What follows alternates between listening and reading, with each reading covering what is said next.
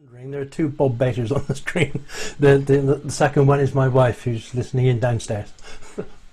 um, yeah, I'm Bob Bater, and I've the great pleasure tonight of welcoming Stewart Lansley to this online gathering this evening to talk to us about basic income and its potential for resolving a number of problems which remain unaddressed by our current economic and social welfare systems. Stewart has written extensively about basic income, particularly in association with the think tank Compass, and details of his latest books on the subject were given in the flyer for this event, so you can refer to those if you want to follow them up. Those Green Party members present, and maybe some of the non-members too, will know that a basic income has long been a part of Green Party policy, and that interest in the topic is growing across other progressive political parties, not least as a means of alleviating the worst effects of the current pandemic. As David said, if you have any questions you'd like to ask of Stewart when he's finished talking, then please use the chat facility to send them in, and David will collate them and present them towards the end in the Q&A session. So without further ado, Stewart, over to you. Well, hello everybody, and thank you very much for inviting me. I normally begin these talks by taking a vote. I usually ask people, how many are in favour, how many against, and how many are unsure. But I can only actually see about 8 faces.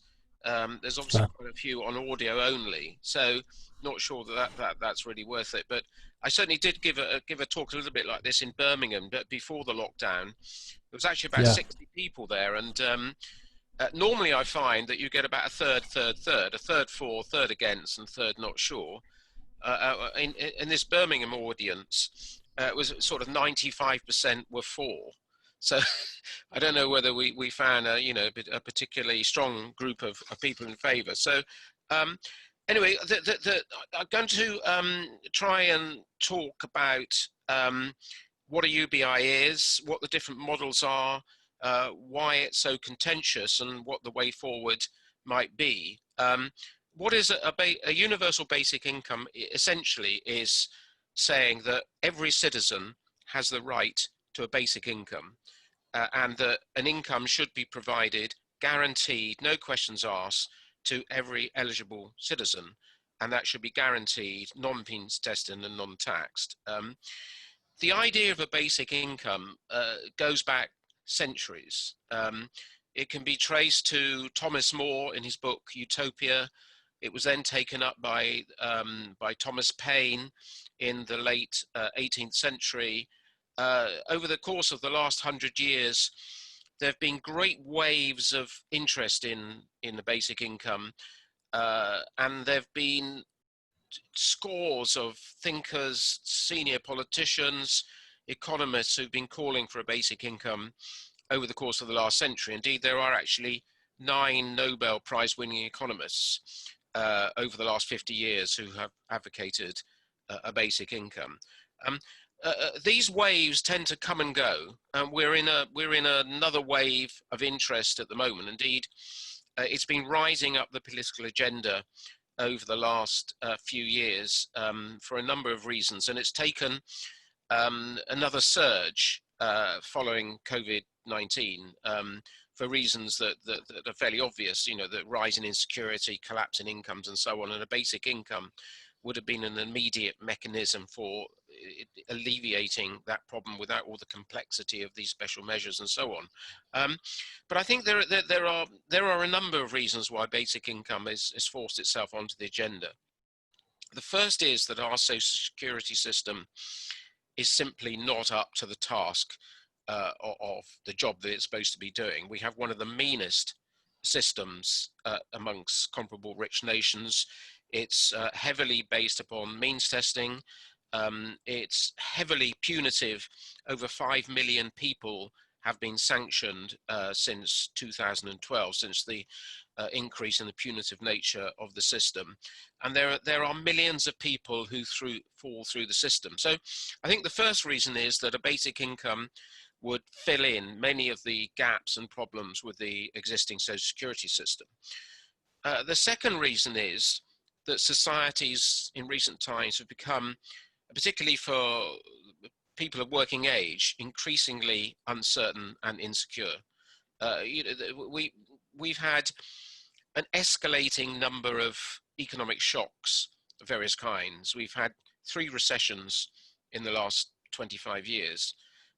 We've had the process of deindustrializations. We've had the rise of precarious work, and now we have COVID-19.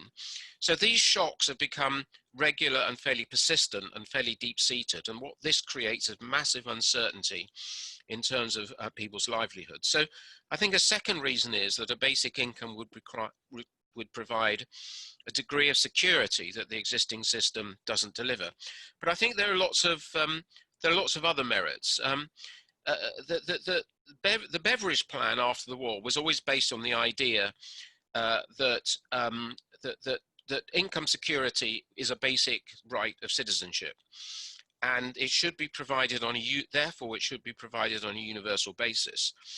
What's actually happened over the last 50 or 60 years is that universal elements of the benefit system have been taken away and eroded, and replaced with this great emphasis on means testing. And this takes away the idea of income as of right, and takes away the principle of entitlement. So one thing a universal basic income do is reinstate the idea of universality. The second thing it would do would be to provide a reward for the mass army, which has been revealed all too clearly during the last few months. This sort of mass army of volunteers and unpaid workers who basically keep society going, most of whom don't get paid at all. Many of whom have opted out of the social security system because they no longer like the idea of the kind of high-level day-to-day policing that it requires. And I think the third reason is that it is a basic income essentially builds a floor under the existing benefit system, and therefore it's a kind of a springboard. It empowers people, it gives them choices that they don't have under the present system. And this will mean people will have much more freedom over the kind of work they take, over whether to stick with training, whether to go back to education, whether to try their luck at entrepreneurship. So I think it liberates people and gives people these choices that we don't have at the moment. Now, interestingly enough, despite these raging benefits, the idea of a basic income is quite controversial. It's very much a Marmite issue. You either love it or you hate it. And that's true not just between right and left, but also true on the left. Amongst the progressive community, there is quite a fierce debate about the merits or demerits of a basic income. So we can discuss some of the reasons for that. But part of the reason for this controversy, I think, concerns the kind of model of basic income. There are basically 2 sorts of basic income schemes that are being advocated. The first is what we might call a big bang scheme. Now, a big bang scheme is a scheme that would wipe away the existing social security system and replace it with a very generous benefit, enough to live on. And that's been advocated probably most strongly by kind of utopian thinkers who are in favor of a kind of post-work, post-capitalist society.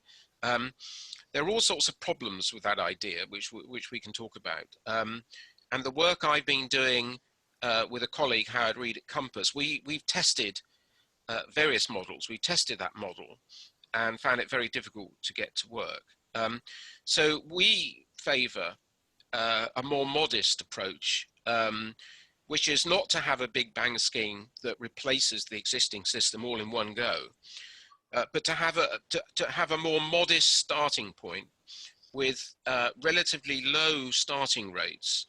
And we're proposing a scheme that would pay £40 for a child and £60 for an adult. These people of working age. And this would effectively pay a guaranteed income to a family of 4 two adults and two children, of £10,400 a year. Now that's not enough to live on, but it's actually, as a starting point, it's a pretty significant guarantee if people know that, you know, each year they're going to get, they've got that guaranteed on a weekly basis over the course of the year. And the tests that we've done show that such a scheme, which would remove some elements of the existing social security system but leave most of it in place, would cut poverty by about 40%, would cut inequality, would cut the level of means testing, and it would greatly increase universalism of the system.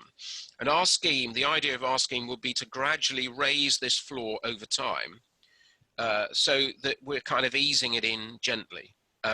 So that's the basic model that we're presenting. So I think I'm going to leave it there, because I'm sure you've all got your own ideas or questions, or some of you may favour the Big Bang scheme, some of you may favour other models. But I thought it's probably better with kind of Zoom doesn't really lend itself to someone, you know, giving a 20-minute talk up front. It's probably better to try and move on to more of a dialogue now about the meat. So any questions, any ideas, any contributions? Maybe I could. Please ask. Sorry, Dave. Please ask your questions on the chat. I've got one to start you off, Stewart.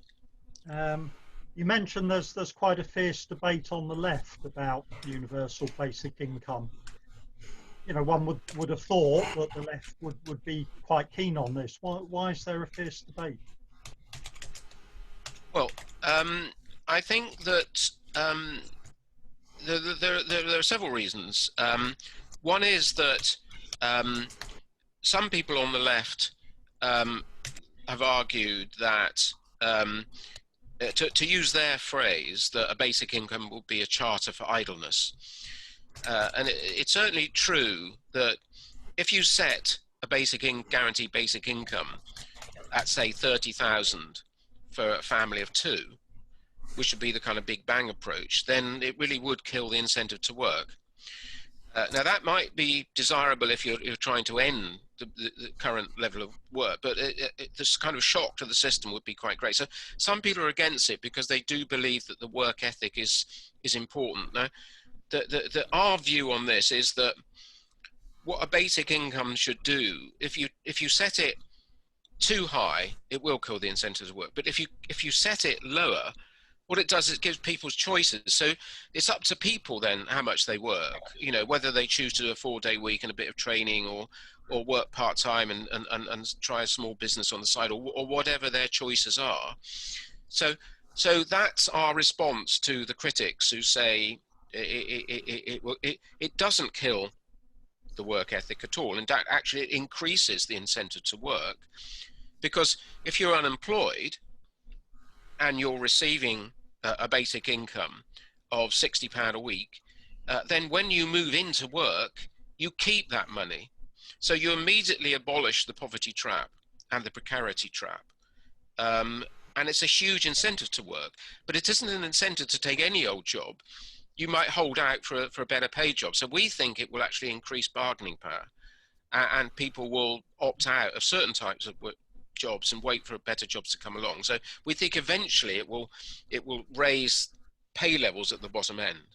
So that's one of the arguments. I think the other argument that's often used by the left is that a basic income would be very expensive, and it'd be better to spend the cost on other things. And part of this is there's a big sort of debate going on between people like me who favour a basic income and people who favour what they call universal basic services, i.e. that we should extend the principle of the National Health Service to, say, transport and other things. So we should make all transport free and so on, rather than giving everybody a top-up topping up low incomes. Well, our response to that is that basically our basic income scheme could be introduced with some relatively moderate tax changes at no net revenue cost at all. so it would require some tax changes, and those tax changes would have the effect of clawing back the income from top income earners. So our scheme is incredibly progressive. What it would do, it increases the incomes of the bottom 35%. People in the middle are no worse off or better off because their basic income will be clawed back, and the top 15% actually lose out a bit. They're paying really for the extra benefits that are being paid to the poorest 35%. So we dispute the argument that you can't. It's perfectly possible to have a basic income scheme and extend the principle of universal basic services. Although, I mean, my own view is that some of the key universal basic services, like for example, we certainly should introduce free social care, but the best way to pay for free social care is through taxes on wealth, new levies on wealth rather than by income. So we're not, paying for it through the same source. I think those are the two key arguments are about the work ethic and about the cost and the opportunity cost, if you like. If we're going to spend, a whole chunk of new tax revenue, is it better to spend it on a basic income, or is it better to spend it in other ways? Okay, thanks. Deb and Stephen have asked, just lost it. You said there were problems with going straight to the Big Bang. Apart from cost, what are those problems? Well, I think that the first problem is that I think we've learned the lessons of trying to introduce fundamental Big Bang changes in the Social Security system. I mean, the tax credit system, which was introduced by Gordon Brown in 2000, was riddled with problems. Universal credit has been a complete and absolute disaster, not just, because of its faulty design, but because it's been fantastically difficult to get to work, and the consequences have been dire. The scheme, they started implementing it in 2012. It was meant to be implemented by 2016. We're only about a quarter of people who are meant to be on universal credit have been transferred. We're already 5 years behind the timetable, and it's created a nightmare. So I think we've learned the lessons that we don't really want to tear up things and replace them all at one go. Our system would create a flaw under the existing system, and it would leave it in place. The other problem with Big Bang is that what do you do about rent? What do you do about disability payments? I mean, there are means testing help deals with things like great variations in rents and great variations in personal need, which, because a basic income scheme is flat rate, you can't deal with those. So you have to retain elements of means testing. And if a Big Bang scheme which eliminated means test would actually make significant numbers of people on low incomes worse off. So I think those are the three main reasons. So we actually prefer, a kind of incremental scheme. Now, some people have accused us of thinking small, rather, because we're saying it's best to sort of start modestly and build on it. We're quite happy to accept the attack of being thinking small, although of course, in the wider sense of the term, in terms of historically, it would be a pretty major reform. And I think if we look at it in terms of the sort of, I don't know how many people have followed the debate about reforming Social Security over decades. That there's been a long debate over the last 20 or 30 years about upgrading the Beveridge reforms, and there have been various big committees and commissions that have looked at this and that really come up with no solutions. Despite the epithet of thinking small, we think this is actually has the potential for a new Beveridge approach, because what it would do is it would create this flaw. It would immediately mean everybody in Britain would have a basic income. even if it's modest to start with. It means, you know, millions of people who fall through the current safety net would be protected. And it was something to build on over time. We've got a 20-year period where we'd move to a much more generous scheme, and we've got various mechanisms to how we would fund that. For those who are really interested, we've set all those details out in our latest Compass report as to how you could do that.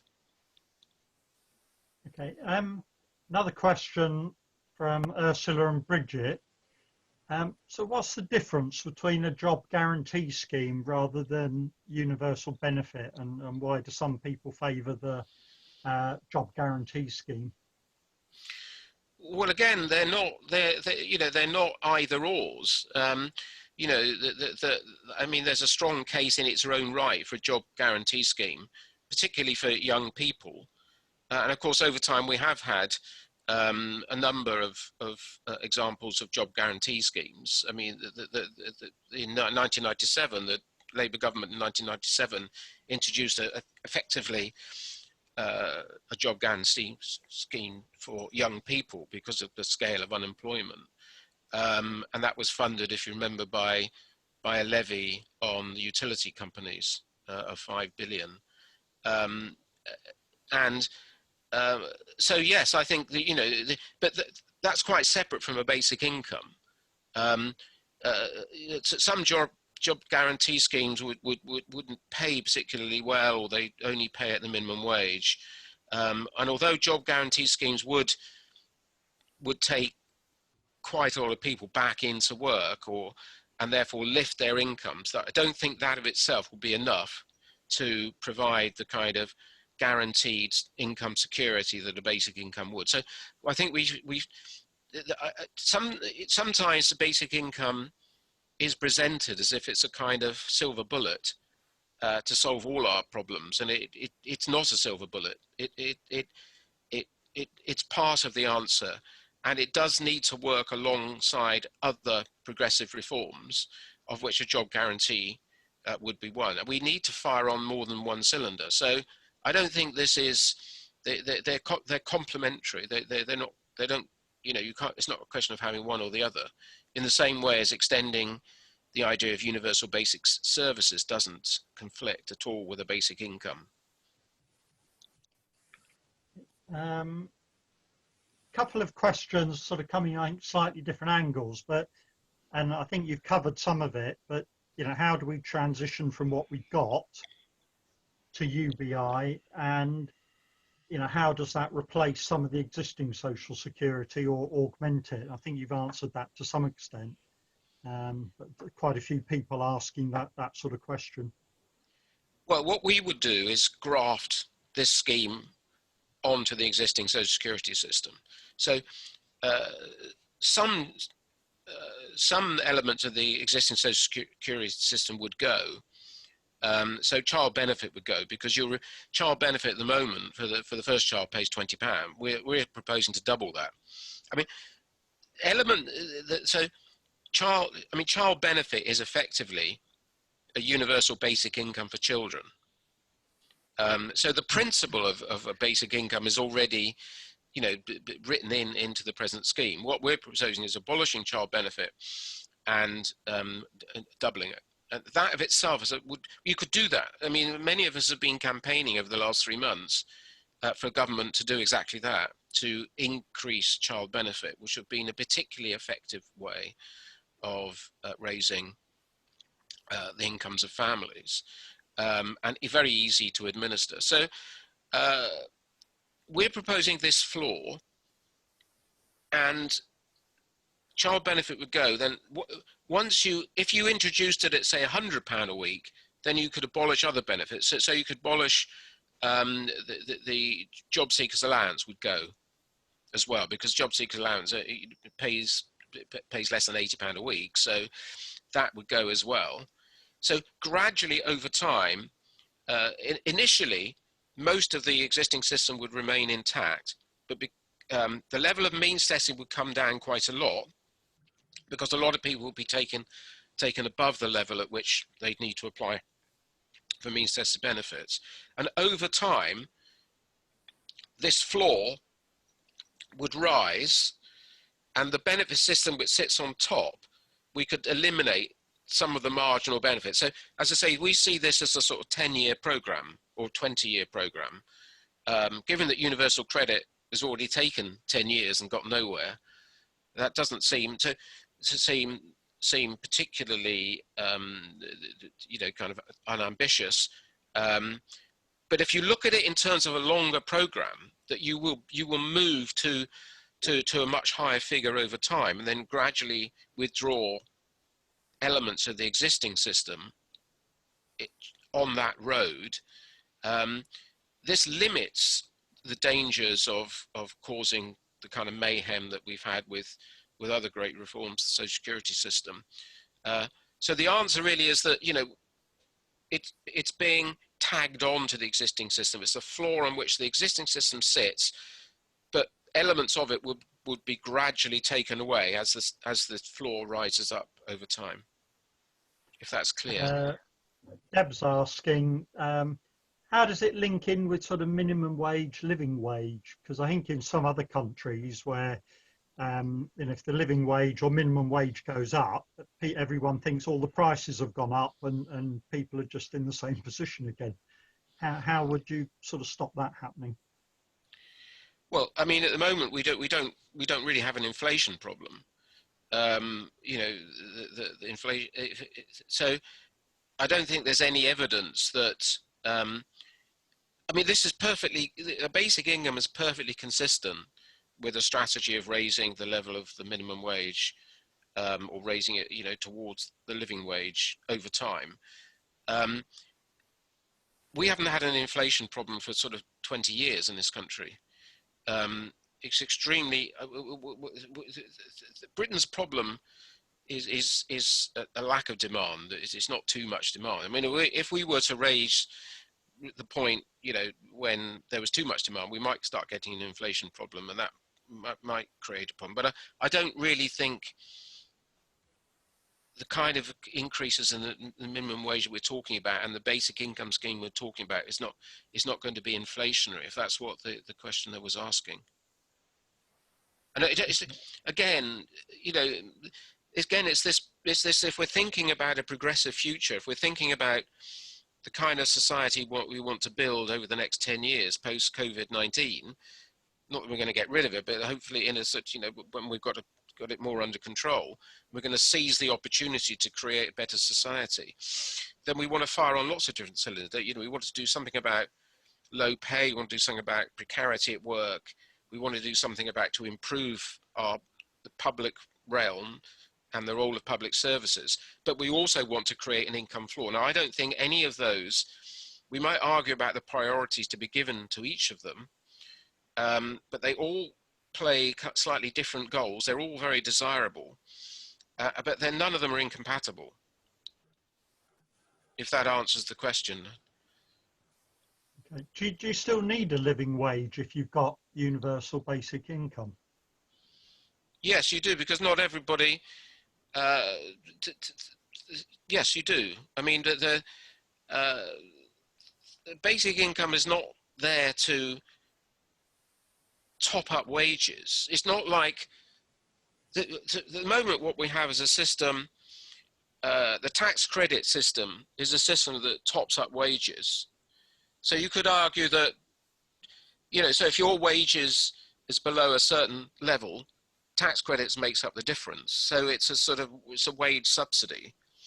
And you could argue that you actually don't need a minimum wage. You don't really need a living wage when you've got tax credits. Well, basic income is the opposite. Basic income is, you just get it, it's guaranteed. It's not linked to wages. It doesn't top up. It's not a subsidy to wages.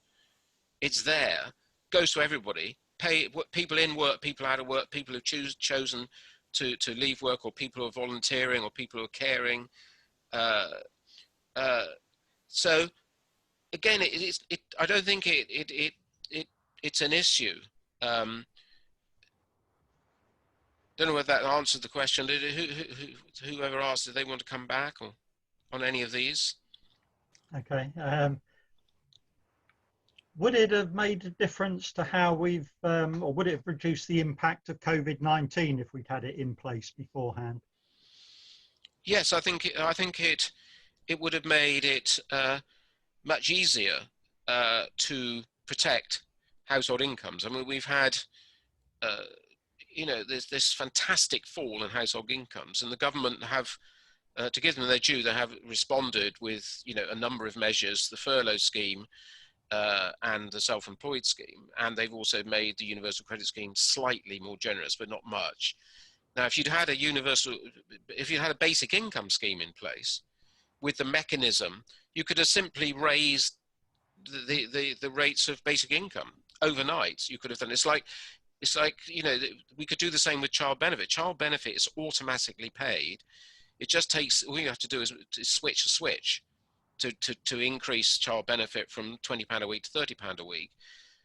And if we'd had this system in place, then it becomes a fantastic new fiscal instrument for protecting people's incomes during times of shocks, and also for raising demand when we need to. I mean, when the government's about to withdraw a lot of its special measures. I mean, the furlough scheme's going to end at the end of November,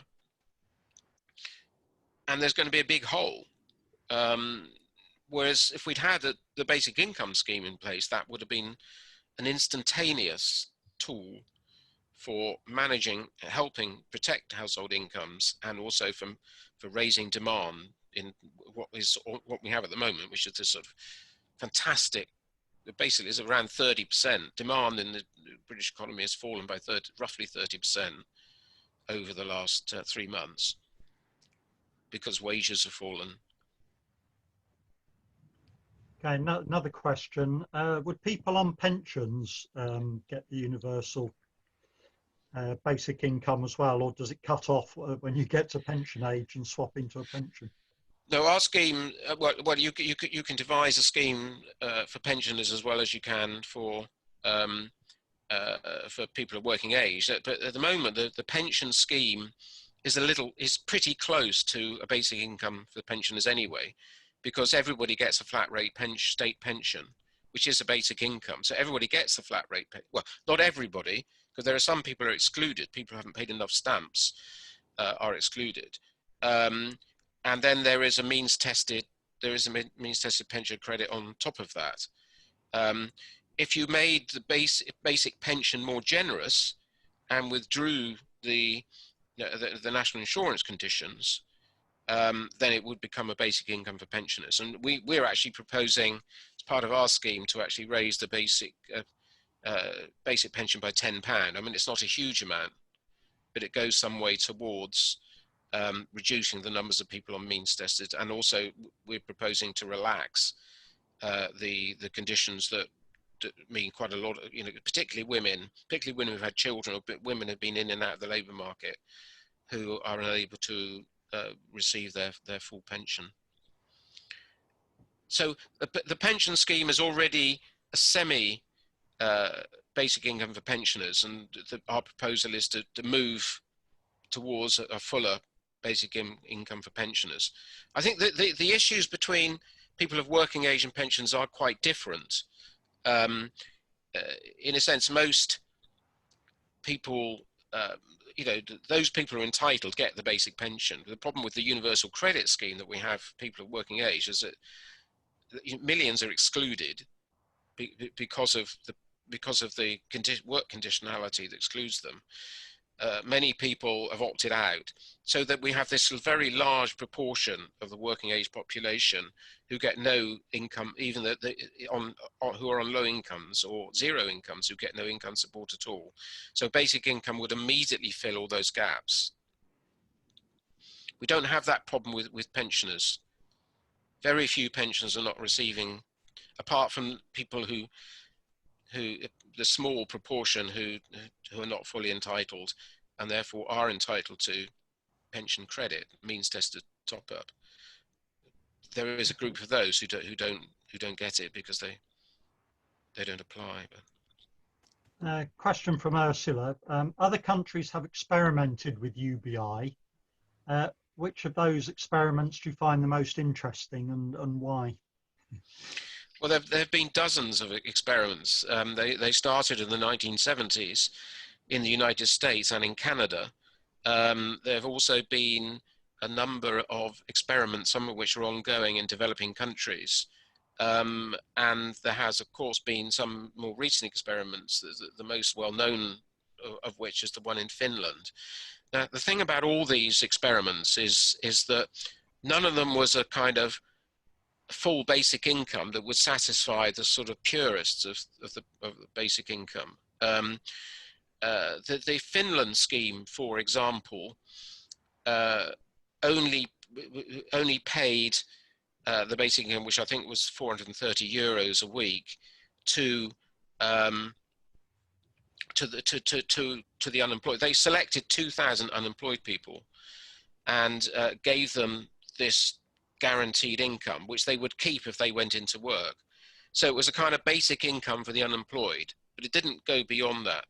And it was implemented by a sort of right of centre Finnish government, who were essentially using it to try and test whether a basic income scheme would increase the incentive to work. That was the sort of primary goal. Now, so we haven't really had any schemes that, you know, could act as a kind of model, I think. But there are lessons that we can learn from these various trials. And I think there are two main lessons. The first one is that all the schemes have had given a significant boost to well-being and to health. This is particularly true in the developing countries, where in places like India, where there was a sort of very big trial, or couple of trials actually in India between 2008 and 2012 in rural areas, which transformed the lives of the people who were receiving the income, had a huge effect upon their health, much more likely for their children to go to school. Many of them escaped the kind of system of borrowing that they had to do to buy seed from the farmers from whom they rented their properties. And it really did empower people and had a dramatic effect upon educational and health outcomes. The same is true of Finland.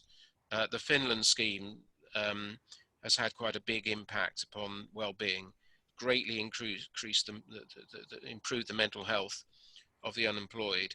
The evidence on the incentive to work is that it hasn't really been a bit marginal on the incentive to work. It's effectively typically, so the US and Canadian schemes showed that there wasn't really a fall in the incentive to work, except among certain groups, particularly students leaving college, who took a bit longer to decide what jobs you could get, and also mothers with young children who took a bit longer before they went back to work. We could, you know, both those are essentially positive outcomes. So I think the lesson we can draw from these schemes is that we've never had a perfect scheme, but from the schemes that have been, the outcomes for the supporters of a basic income have been pretty positive. Bob says his understanding was the scheme in Kenya paid different amounts to different communities. Was there any sort of backlash or protests from those getting less? I don't know is the answer to that. I'd have to go back and look at the Kenyan scheme. Yes, I don't know.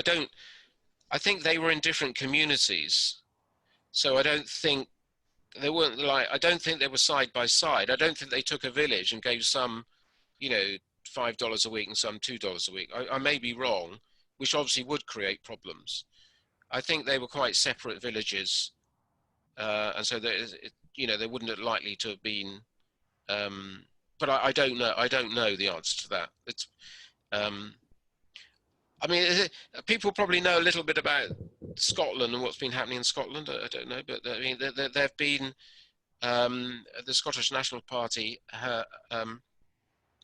has been wanting to set up a trial in Scotland in 4 cities and the Scottish National Government Parliament gave a pretty big grant to 4 local authorities in Scotland to try and devise a plan for a trial, and that report has been published, and there's quite a lot of enthusiasm to go ahead with the trial, but at the moment it's not going ahead because you would need the authority of the Westminster Parliament and also the HMRC, because the thing about a basic income scheme is that it also involves certain tax changes. So you couldn't really implement it without the permission of the HMRC, and at the moment that agreement hasn't been forthcoming. So that at the moment is in limbo, but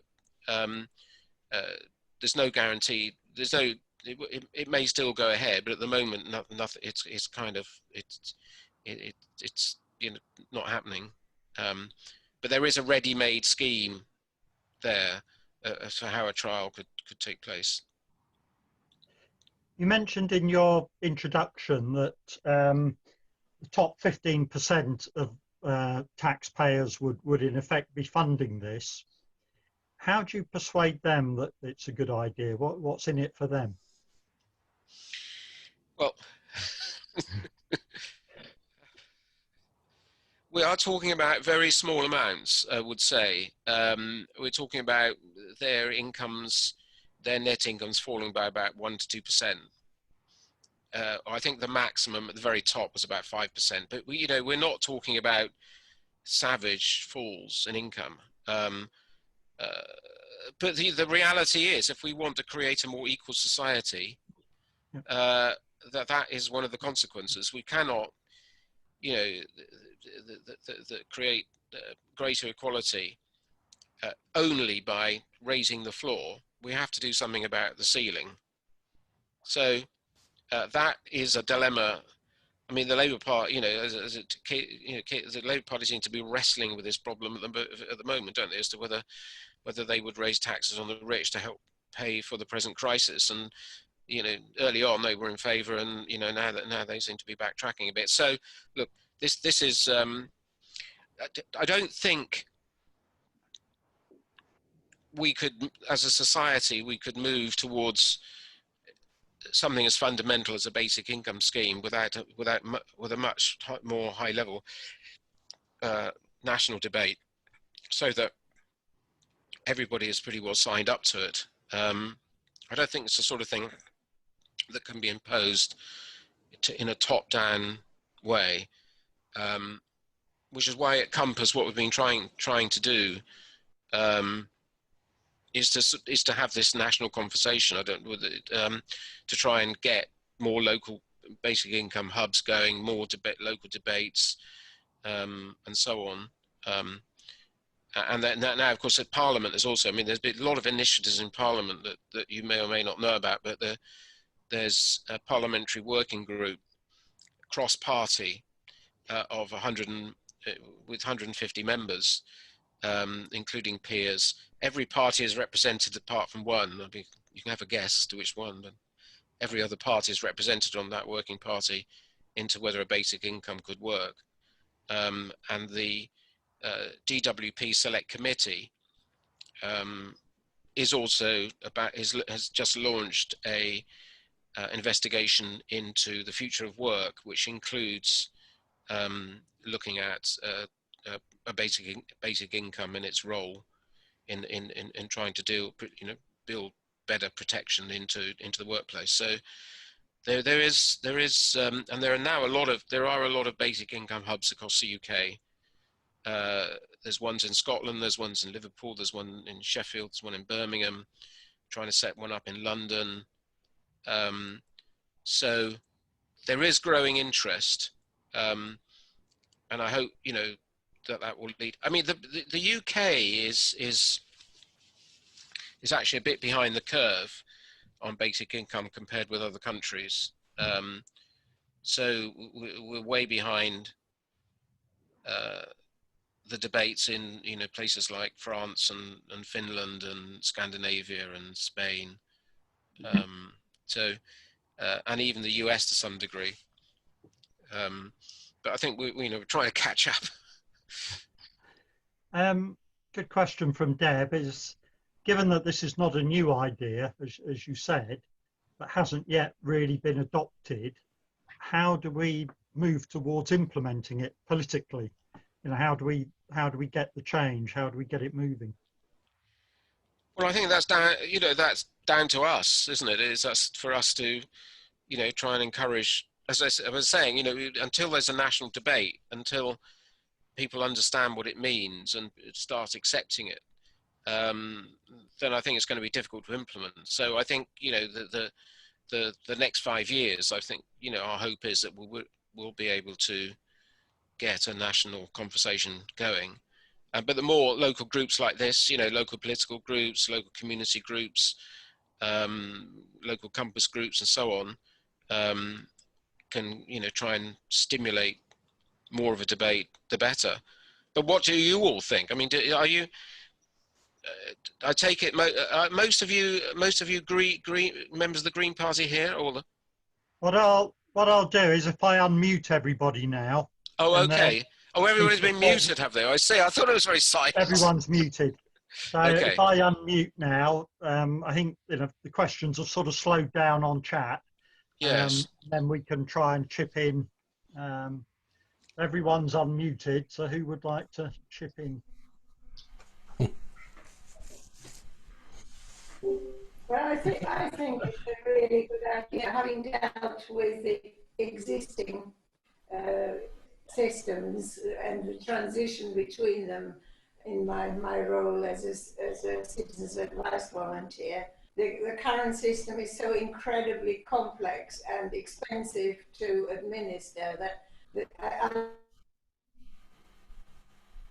I like the simplicity of the basic income, because for a start, it provides that safety net for everybody. So the concept I really like. I just look at quite a few little issues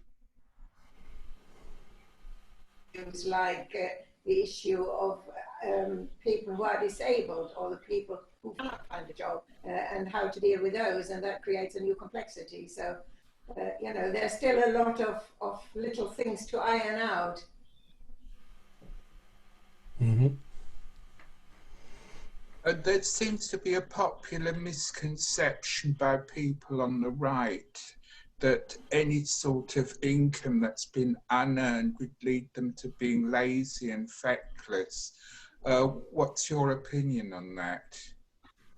Well, I think COVID-19 has revealed the nonsense of that. We've had the huge army of volunteers who come forward and helping in multiple ways, helping their neighbours and forming community groups and so on. I think this idea that, I think, on the whole, the majority of society play very important social functions.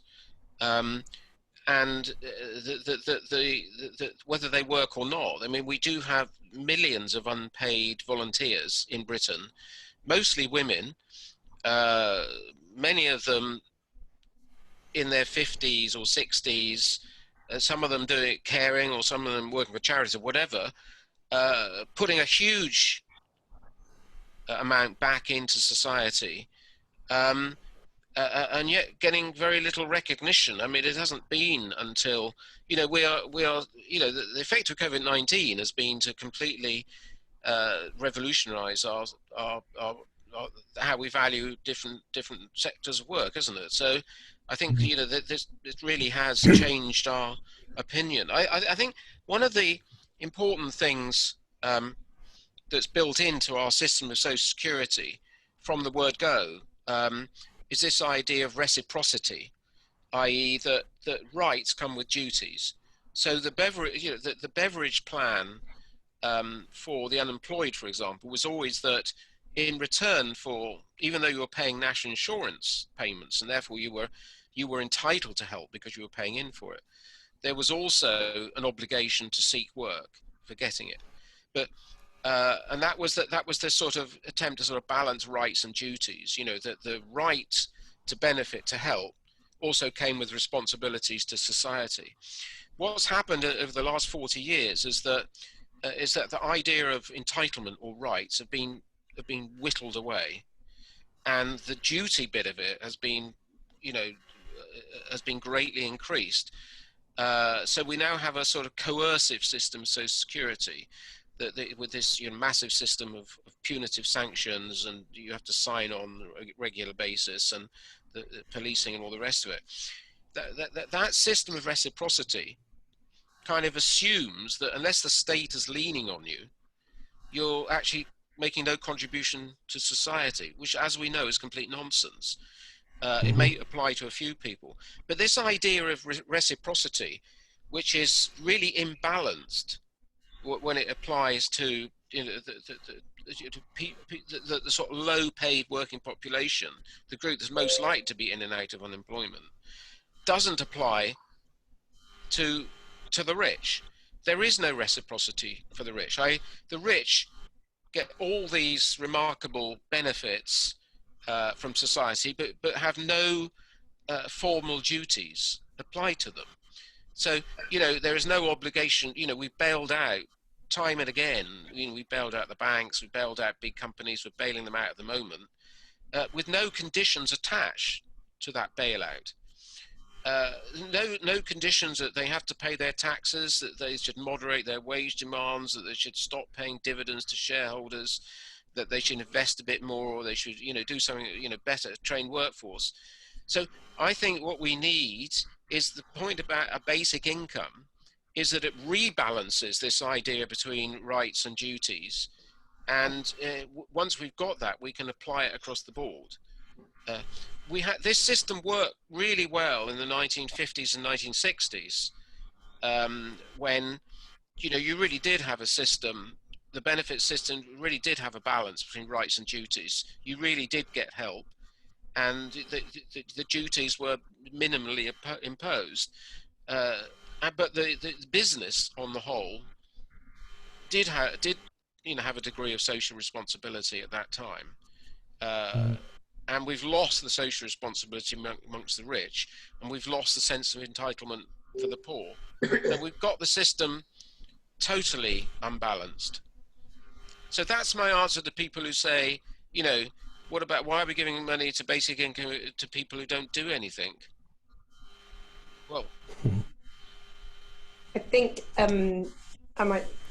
so I think that it's really interesting what you were saying. I think that there are a couple of things came to my mind. Is that many of us hope that it probably is solving more problems than you're suggesting that maybe it can, because there are so many different problems.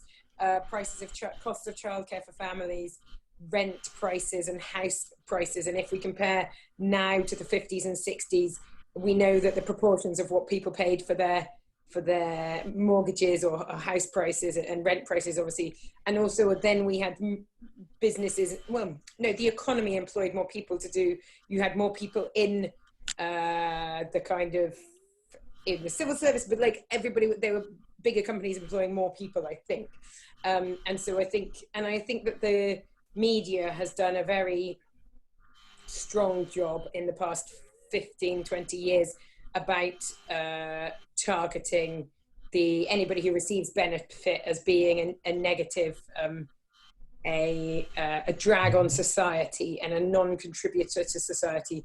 But anybody who has a job that is well paid is valued, or business is success. And I think that's really a problem, because it's such a problem about how the term benefit, or what people get as this social security, it's been labelled so badly over such a long period that I think that's really difficult. And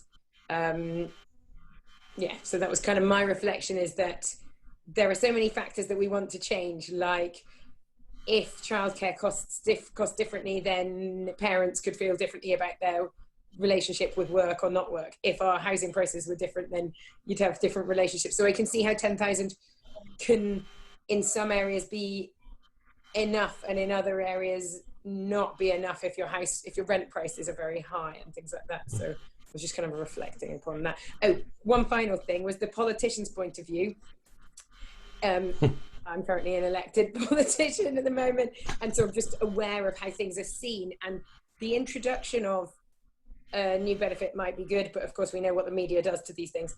Then you talked about the drip removing of things, and of course every time one of those things was removed, that would be a really black mark through the media or through the public, like, oh, they've just gone and cut that again. But I can see how, like, as a long-term vision, you can say that that would be successful, like, you know, good for society. I'm just aware that if the politicians were having to do and then this gets taken away and this gets taken away, that's the story that sticks. My optimist. I mean, I agree with all that, but my optimism about this comes from the fact that if we look over the last 50 years or longer, actually, our most successful some of our most successful social programs, the National Health Service, child benefit introduced in the 1970s, the national minimum wage introduced in 2000. Those were all fantastically controversial policies beforehand. The NHS was hated by the doctors, it was hated by the Tories. The child benefit was bitterly fought over. The Labour cabinet in the Callaghan cabinet, was absolutely split asunder over the introduction of child benefit. Each of those took 20 years of campaigning or longer before they came. Now, no government would dare touch any of them. So I think basic income's a little bit like that. We can, the debate is a little bit like where the debate on the National Health Service was in the 1930s. It's a little bit like where the debate on the national minimum wage was in the early 1990s. There is a huge controversy over it. But if we got a basic income, you can bet your life the public would never vote for it to be taken away. So I think it's one of those things we learn. The lessons of history are don't give up. That we can get this. And then, I think that probably, I think the basic income potentially is the next, NHS, the big institutional change that will have huge benefits for society.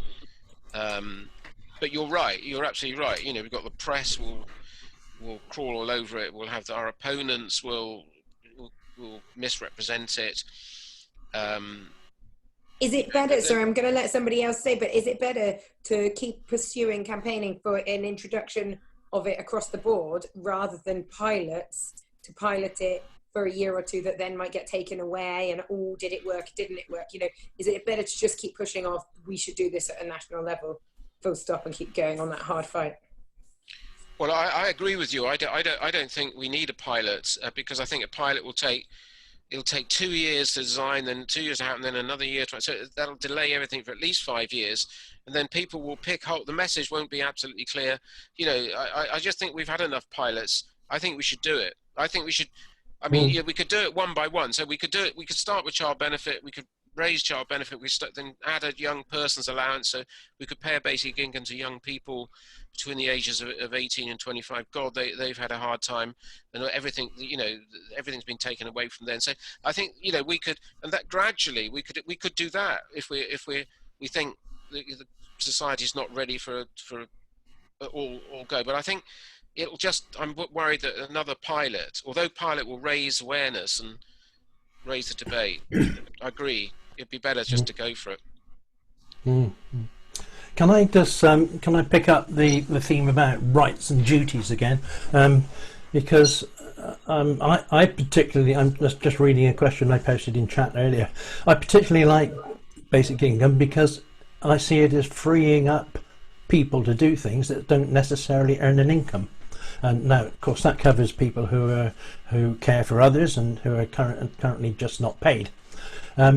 But also those who have precarious incomes. For instance, I see that the Musicians Union today has come out in favour of basic income, and for obvious reasons. It's a precarious profession, being a musician, especially in a pandemic, when you can't go and play anywhere. But I also see basic income allowing people to get more involved in local politics, and particularly participatory democracy, which is what I believe we have to move towards as soon as we can, because we can't rely on the central national government doing anything, in my view. So what are your views on basic income being used by those who don't want to work for whatever reason? Well, the thing about a basic income is it's non-judgmental. You know, it's your basic income. It's your right as a citizen. It's your right to do with as you want. If you want to become a musician, then, you know, good. I mean, one of the benefits of a basic income is that it will actually enable a lot of people who aspire to try things, whatever it is, whether it's music or gardening or, you know, setting up a woodwork business or whatever, the chance of doing so, because it gives them a little bit of security to help them to do so. So I think it will be transformative on society. I think over several years it will have a huge effect upon people's lives and opportunities. And the critics ignore these dynamic effects, but I think they will be very great. Yeah. You know, I think as you say, it's something like a fifth of the working age population work in highly insecure work. You know, self-employed people who move from one low-paid insecure job to another, and that pool of low-paid insecure labour is increasing. Basic income would immediately give this fantastic sort of, even if modest, yes, initially, security to that group, and that of itself would be hugely beneficial. So yes, Agreed. Yeah. You know, there were people earlier on saying, well, how are we going to get this implemented and so on? But of course, the more, you know, the more unions, the more groups, you know, that take it up, the more the pressure will grow. Yeah. Okay. That's interesting because the question arises in my mind: who says what activities should be paid for? You know, what activities are worthy of a formal income? And in a way, this links back to previous webinar we had in April, which I gave on donut economics, because then if you look at the donut model, it becomes obvious that currently, under neoliberalism, it's the market that dictates what is worth paying for. And I'm not happy at that. I think we need a much broader view of what value for society is. Well, absolutely. I mean, I think this, you know, unpaid voluntary labour is a huge example, isn't it? It doesn't appear in the GDP because there's no price, and therefore, for a market economist, it's valueless. But you know, that's saving people's lives. It's transforming people's lives. It's caring for the elderly. It's doing on a lot of the jobs that the state won't do, or can't do, or does badly. You know, the social contribution that's being made, unrecognised, keeps the society going. I mean, you know, the COVID-19 exposed the reality of, you know, the people who are really making a difference. And you're right, you know, and I think that, you know, we've got to really keep that idea of, you know, the value change that's come about because of that. So, you know, keep that going as much as we can. Excellent. Thank you. Is there anybody else who'd like to chip in with any queries that has had a chance so far? Well, I was going to say that Stuart's asked a couple of times as to whether or not everyone listening is members of the Green Party and whether we're supportive of this policy. So I think we could answer that question. We could now. We could say how many people? Yes. Well, how many people? I mean, there's various people who are mute still, aren't there? But could we? How many people support the idea of a basic income then? I do. Yes. Little reactions thing. Put a thumbs up. Can someone else do the counting? I can't. Is that anybody? Oh, right. Oh, you can put the thumbs up. Oh, right. Anybody? Oh, so anybody against? Anybody against? How do you put the thumbs up? Oh, right. That's 9 when Peter gets round to it. And are you all members of the Green Party, or are you some of you from? Because we tried to extend this invitation to Compass, Somerset Compass, didn't we? I'm not a member of the Green Party, no. Okay. They'll have a go at you after this. They'll be getting you to join. Nor am I, but I can't get rid of the thumbs up, so. Thumbs up. It's bottom of the screen, Peter. Reactions. Yes. Yeah. We've got a Labour You have to move your mouse cursor down first. Labour. What's the Labour person off screen saying then? Is he convinced or not convinced? No, I'm not unconvinced, but I'm quite interested in the job guarantee scheme, which is promoted by the modern monetary theorists. So I'm not for it or against it at the moment. I'm still keeping an open mind. See, I don't understand what is a job guarantee scheme, because I don't understand how you can guarantee a job. Well, the state would become an employer of last resort to mop up the pool of unemployed people and create jobs. Many of them, which would be very, very good for the green economy. Okay, cool. We've both been reading Stephanie Pelton's The Deficit Men, and one of the chapters, it's very readable, and one of the chapters there describes the role of the job guarantee scheme. And I mean, there are advantages to a job guarantee scheme and disadvantages, and there are advantages to UBI and disadvantages, and I think one needs to look very carefully at both. And one of the problems with the UBI is that it doesn't deal with people who might become long-term unemployed, because employers only want to recruit people who've recently been in work, and if someone has been on a UBI for 2 years, they are going to be seen as not very employable. That's one of the problems. But we don't know what somebody's done with those 2 years, because actually if somebody's given a lot of volunteering time, then actually I think it's about how we also consider, because actually recruiters seeing that somebody's been proactive in their society, depending on the organisation and the situation. I certainly employed a woman who'd come from a number of years of childcare, but also that she'd stepped up in her community, she'd become chair of her local toddler group, and that again, it showed its own initiative and its own commitment to community. And therefore I hired her in a role of, that was community and community minded, that was a professional job. So I think, again, that's about, sometimes we think that's the case, but actually if people have spent their time giving something back to society, then that can also be valued.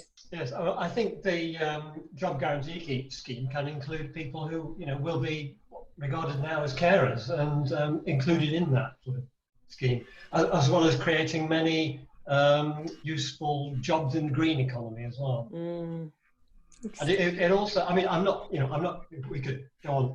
Sorry, this is about the UBI, not job guarantee. It's worth looking at, please. Yeah. Okay. I think we'd look, I mean, if we had a basic income scheme, we'd look at long-term unemployment through different lenses, because, some people who are long-term unemployed may have made a lifestyle choice to live off a modest income, but to do other things. I mean, not as Bridget was saying, that caring they might have been caring, but also they may have gone back to training, or they might have decided to take a year out just to, breathe, or they might have decided to go traveling or whatever, or they might have decided to go and do home education or something. So we do, at the moment, it's very difficult to do those things if you're long-term unemployed, because your income it's not, got no security of income. So the security of income, even if it's rather low, does open up doors. So I think we will rethink this concept of unemployment. And I also think, we know we have a mental health crisis. And the way that society judges people associated with their commitment to work, workload, time given to work. And I think that actually that kind of balance around life, society, contributions, duty, but like Lisa commented on, non-judgmental, would mean that those who needed to take mental health breaks or that kind of situation, and also just recognising one's well-being and place in society might also be something. I can see Deb put her hand up as boys.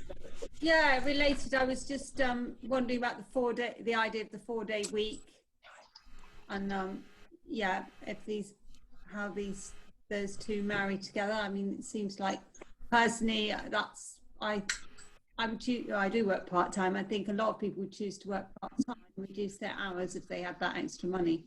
I don't know if there's any stats on that. Well, I think that certainly it would. I mean, I think it would certainly more people would make those kind of lifestyle changes. Yeah, I do. A little bit, and although that's probably only true of higher wage people, but yes, I think it will open up the possibility of people making a choice rather than it being a sort of top-down imposed thing. The 4-day week, it would enable people. It would come by, natural demand. Yeah, and I think also, like, because there may well be fewer jobs. I mean, with robotics and so on. I think a lot of the ideas around 4-day working week are come from that angle. Yes, sharing work. Yeah. If we have a totally jobs-based economy and we don't have enough jobs, then. Yep. But while people, I don't know, government or others measure things based on productivity and GDP, I think that's where I think that we hit a wall with the 4-day working week and anything that they believe, through these articles, through the long hate campaign against benefits, anything they believe actually takes away from productivity, which I don't believe it does. And we don't report and record free time given, the time given to caring, the time given to caring for the elderly or for children. There are so many unmeasured demands on our society that I can't remember the right language for that right now. But the government is running on a system of productivity and GDP, which is quite destructive, I think, for our society. Yes. Agreed. And obviously our planet. Okay, I think unless there are any more specific questions, I'd like to wrap it up there. Thank you very much, Stewart, for giving us so much time. I think all the questions and the very varied questions have shown how much everyone was engaged and interested in that. Just like to flag one thing that Bridget's put up in the chat. There is a cross-party governmental group at the moment called Reset, and if you go on if you put reset.org.uk.org in, they've got a survey and it asks you if you what you've been doing during COVID, and if you support UBI, and if you'd like to see more buses, and yeah, loads of questions about how the world could be different and where you're coming from. So I'd encourage you to have a go at that. It takes about 10 minutes. I did it a bit earlier. So as I say, thank you all for joining. Thank you, Bob, for arranging it with Stewart, and thank you very much, Stewart. Oh, thank you very much. Thank you, Stewart. Thanks ever so much. Bye. Thank you. Very enjoyable. Bye. Thank you.